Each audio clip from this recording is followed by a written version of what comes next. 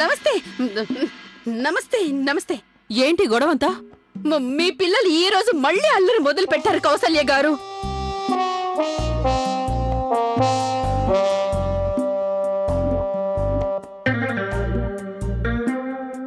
ఈ పిల్లలంతా ఎవరు? వీళ్ళు మా ఇంట్లోకి ఎలా వచ్చారు? అత్తయ్య గారు, నేను ప్రియాని.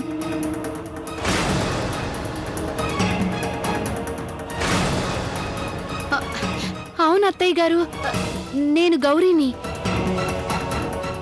అత్తయ్య గారు, నేను మీనాక్షిని. మమ్మీ, ప్రియా, గౌరీ, మీనాక్షి. మరి మరి ఈమెవరు? కమలని. మీరందరూ ఇలా వేషాలు ఎందుకు వేశారు? మీకు అంత అవసరం ఏమొచ్చింది? అవసరం వచ్చింది అత్తయ్య. ఇలా నటిస్తేనే ఆ టీచర్ గారి అసలు నాటకం బయటపడింది.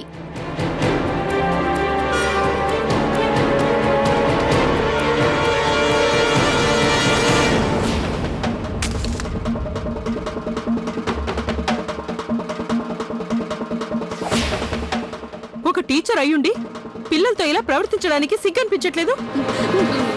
నన్ను ఏం చేయమంటారు?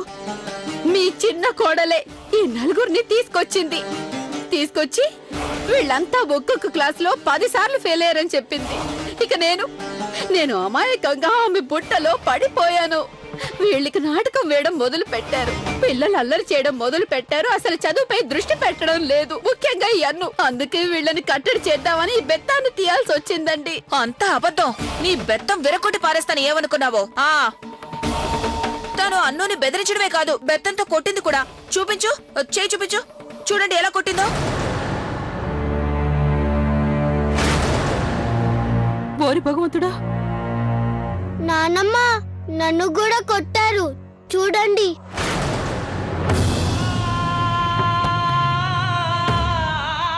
లేదు, నేను అలా ఏం చేయలేదు. ఏయ్, మాట్లాడింది చాలీ కాపు. నీకు తెలుసో లేదో, మా ఊళ్ళో గురువుల్ని భగవంతుడి కన్నా ఎక్కువగా పూజిస్తాం. కానీ ఈ రోజు నువ్వు చేసిన నీచమైన పని వల్ల మొత్తం గురువులందరికీ చెడ్డ పేరు వస్తుంది తెలుసా? అరే, నీలాంటి బాగా చదువుకున్న వాళ్ళకన్నా నాలాంటి చదువు రాని వాళ్లే మేలు. కష్టపడి మా కడుపు నింపుకుంటాం, ఎవ్వరిని మోసం చెయ్యం. కమల చెప్పింది 100% కరెక్ట్. మీరు మీ స్వార్థం కోసం టీచర్ లాంటి పవిత్రమైన వృత్తికి కళంకం తీసుకొచ్చారు. ఒక ఆడదాని అయ్యుండి ఇంత కఠినంగా ఎలా వ్యవహరించారు? పిల్లల్ని కొట్టేటప్పుడు మీ మనసుకి బాధ అనిపించలేదా? తనకసలు మనసంటూ ఉంటే కదా. తన ఒళ్ళంతా స్వార్థం దురాశతో నిండుంది. మా అన్నుని ఎంత విసిగించావు? నిన్నంత తేలిక వదులుతానా? నీ మొహానికి నల్లరంగు పూసి మొత్తం ఊరంతా ఊరేగిస్తాను చూడు. అప్పుడు నీకు తెలుస్తుంది ఈ కమలంటే ఏంటో. నన్ను క్షమించండి, తప్పైపోయింది. కమలా, ఆగు! కమలా, ఆగు! నన్ను వదిలేయండి. పోలీసులు కూడా పిలిచారా? అయ్యో, వద్దండి.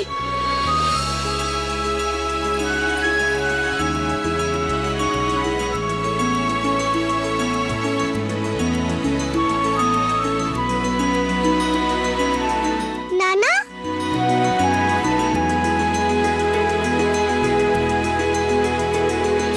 ఇన్స్పెక్టర్ గారు, నన్ను క్షమించండి. నేను ఇంకెప్పుడు ఇలాంటి తప్పు చేయను. నన్ను క్షమించి వదిలేయండి ప్లీజ్. నన్ను వదిలేయండి. ఇంకెప్పుడు నేను ఇలాంటి తప్పు చేయను. అయ్య బాబోయ్! శివ, అమ్మా,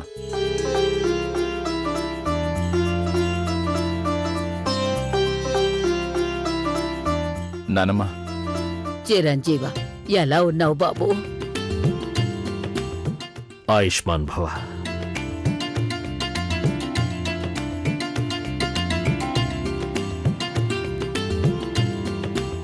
మీరంతా ఎలా ఉన్నారమ్మా? మేమందరం బాగున్నావు నాన్నా.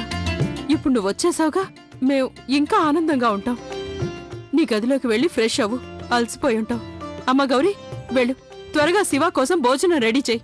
అలాగే అత్తయ్య. నాకు చాలా సంతోషంగా ఉంది. చాలా రోజుల తర్వాత మనం కలిసి భోజనం చేస్తున్నాం. శివాజీ, మీకింకా ఏమన్నా కావాలా? వద్దుదినా, వంటలు నిజంగానే చాలా బాగున్నాయి. బాబు శివ, ఆ కేసు సంగతి ఏమైందో నువ్వు చెప్పనే లేదే. ఆ హంతకులు దొరికారా లేదా? ప్రాణాలతో పట్టుకోలేకపోయాం. ఎదురు కాల్పుల్లో చనిపోయారు. నాకు తెలుసు బాబు, ఆ భగవంతుడు వాళ్ళ పాపానికి తప్పక శిక్ష విధిస్తాడని. అవునమ్మా, వాళ్ళ పాపానికి శిక్ష విధించాడు. కానీ నా సిమ్రాన్ని నా నుంచి ఎవరు దూరం చేయలేరు. తనెప్పుడు నాతోనే ఉంటుంది. బావుగారు, కూర ఎలా ఉంది? మీకు తెలుసా, గౌరక్క కమల్ని అడిగి మరీ అందులో మసాలా వేసింది. టేస్ట్ ఎలా ఉందో చెప్పండి. బాగుంది, కొంచెం డిఫరెంట్గా ఉంది. అచ్చం కమల్లాగే. తనిప్పుడు మారిపోయింది, అంతకు ముందులా లేనే లేదు. అవును, నేను రియలైజ్ అయ్యాను. తను అను కోసం గొడవ పట్టం చూసి నేను షాక్ అయ్యాను. బాబు శివ, ఇక కబుర్లు చాలు, తొందరగా భోజనం చేయి. చాలా రోజుల తర్వాత ఇంటి భోజనం తింటున్నావు. బాగా అలసిపోయావు కదా, రెస్ట్ తీసుకో.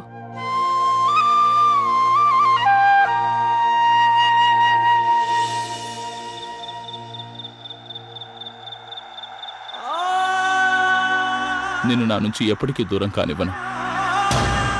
నా మనసులోంచి, నా జ్ఞాపకంలోంచి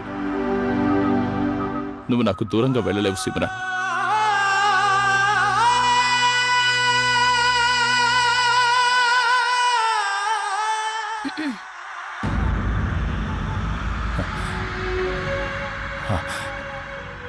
నీకు ఏం కావాలి?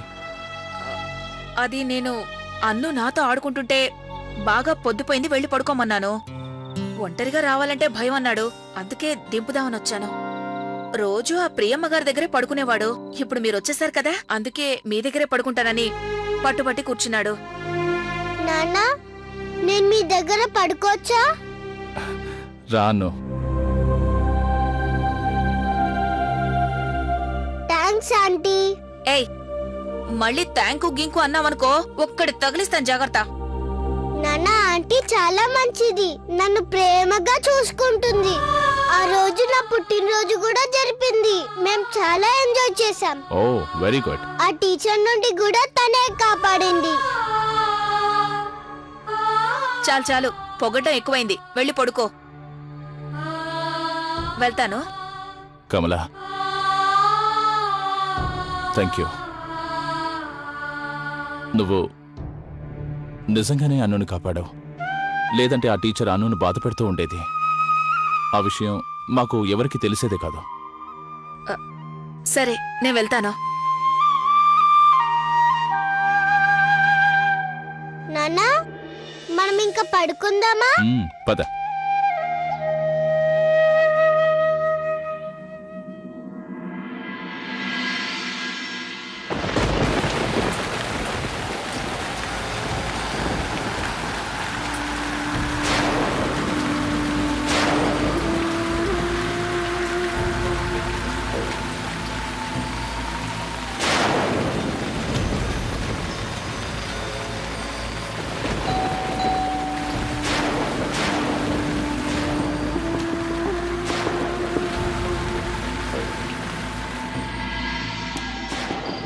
లవ్లీ, ఈ టైంలో డోర్ కొట్టింది ఎవరు?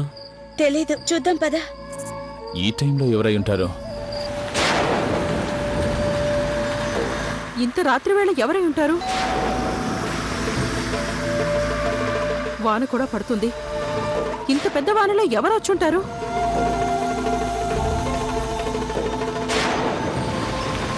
ఎవరండి ఈ టైంలో?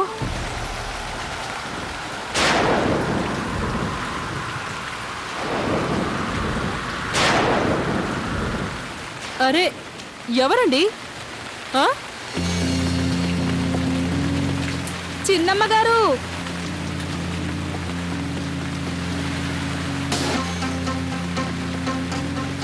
ఆర్తి, నువ్వా? ఇంత రాత్రి వేళ ఇక్కడేం చేస్తున్నావు? అక్కడే ఉంటే తడిచిపోతావు, తొందరగా లోపలికి రా. వస్తున్నా బామ్మగారు. ఆర్తి, నీ వెనుకున్నదెవరు? తనని కూడా లోపలికి రమ్మని చెప్పు. అరే అస్మిత, రామ్మ, లోపలికి రా, లోపలికి రా.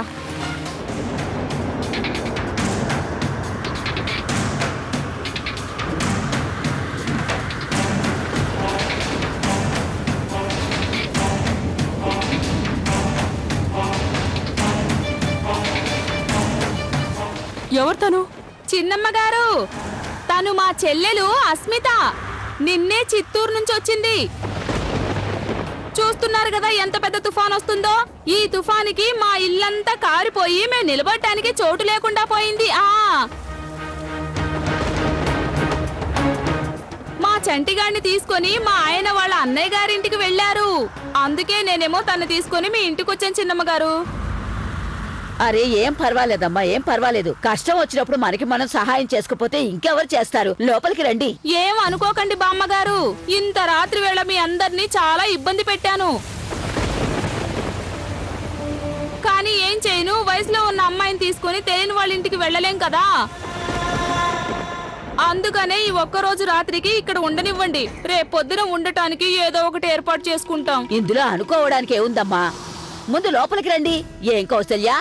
నిజమే, అత్తయ్య గారు చెప్తున్నారు కదా, రా లోపలికి. అరే పద అస్మిత, లోపలికి పద.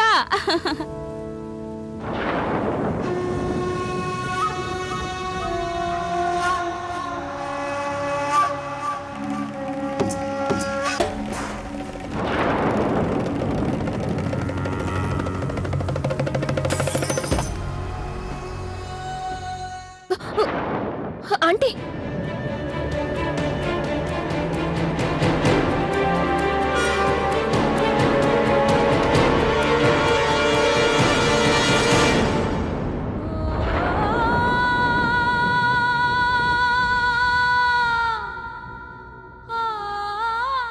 మీరు ఆ విషయాన్ని నాకు వదిలేండి అత్తయ్య.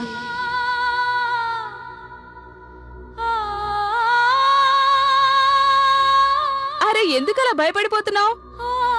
పూల కూజానే కదా పడింది, అంత భయపడిపోతున్నావు? చిన్నమ్మ గారు కొంచెం క్షమించండి. బయట ఉరుములు మెరుపులు చూసి భయపడి ఉంటుంది. అదీ కాక మా చెల్లెలికి కొంచెం సిగ్గు ఎక్కువలేండి.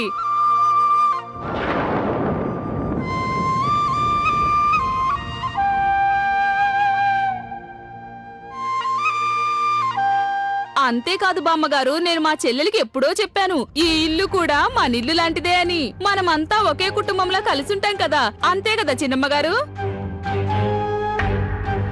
అది సరే ఆర్తి, కానీ ఇంత రాత్రి వేళ ఈ సమయంలో ఇలాగా? పర్వాలేదు గౌరీ, సమస్యలు ఎప్పుడు చెప్పిరావు కదా. చూసావు కదా అస్మిత, ఈ ఇంట్లో వాళ్ళందరూ చాలా మంచివాళ్ళు. మన సొంత వాళ్లే అనుకో. అలాంటిదేం లేదు ఆర్తి, మీరు మా ఇంట్లో ఉండొచ్చు, కానీ నువ్వు తనకి మా ఇంటి పద్ధతులు నియమాలు అర్థమయ్యేలా చెప్పు. భలే వాళ్ళు చిన్నమ్మ, ఖచ్చితంగా చెప్తాను. ఆ మాట మీరు ప్రత్యేకంగా చెప్పాలా ఏంటి? లవ్లీ, అలాగే అత్తయ్య, మీరు రండి, మీకు నేను గెస్ట్ రూమ్ చూపిస్తాను.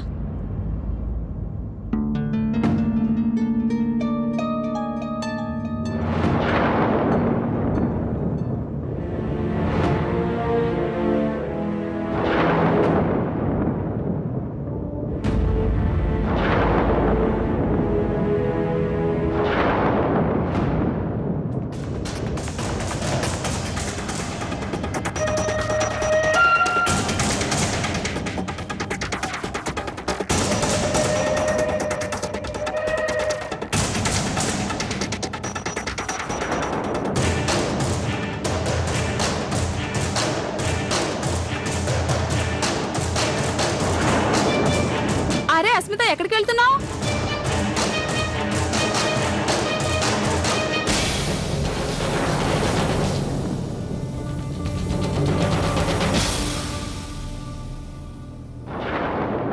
నాన్న, నేను మమ్మీకి గుడ్ నైట్ చెప్పడం మర్చిపోయాను.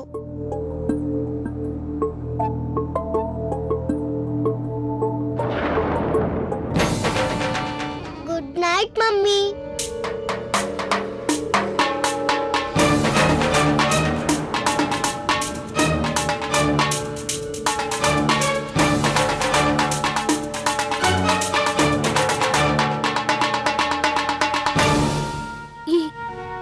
ఈ ఫోటో తను మా కోడలు సిమ్రన్.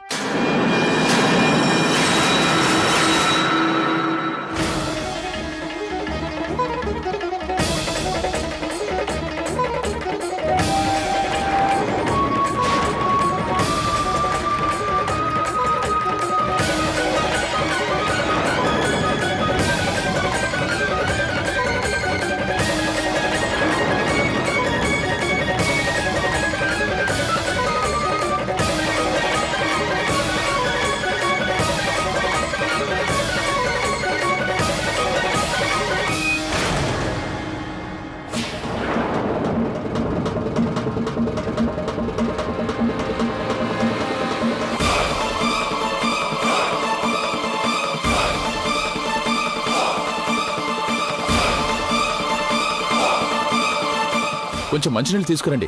ఇప్పుడే తెస్తాను. అరే ఇప్పటిదాకా బాగానే ఉంది కదా, ఉన్నట్టుండి ఏమైంది? ఆర్తి అరవకు. అలసిపోవడం వల్ల స్పృహ తప్పి ఉంటుంది, త్వరగా కోలుకుంటుందిలే. నీళ్ళు.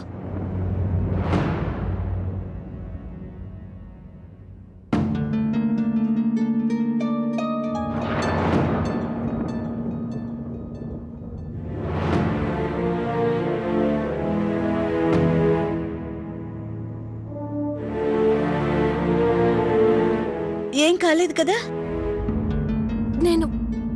నేను బానే ఉన్నాను కదా, నాకేమైంది? అస్మిత నీకేం కాలేదు కదా? గౌరీ చెప్పింది నిజమే. అంత దూరం నుంచి ప్రయాణం చేసి వచ్చావు కదా, అలసిపోయి ఉంటావు అంతే. ఆర్తి వెళ్ళండి, మీరు గదిలోకి వెళ్ళి రెస్ట్ తీసుకోండి. లవ్లీ, వాళ్ళకి వాళ్ళ గది చూపించు. అలాగే అత్తయ్య, పదండి. పదండి పదండి, రా అస్మిత.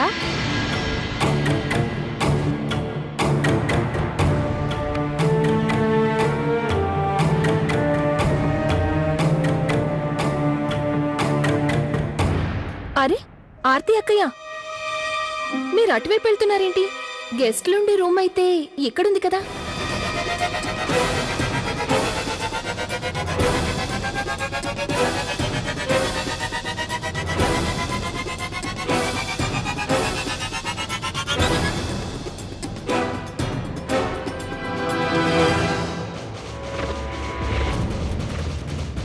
ఇదిగో చిన్నమ్మా, మేము ఉండాల్సిన గది అదేనా? అవును, అతిథులు ఉండే గది అదే.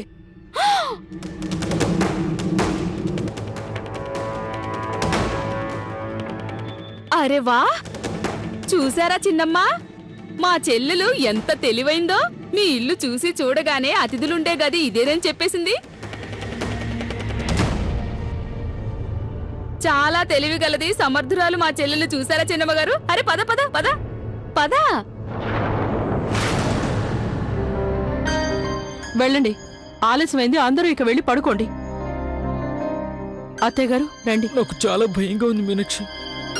అయ్యో భయపడకండి,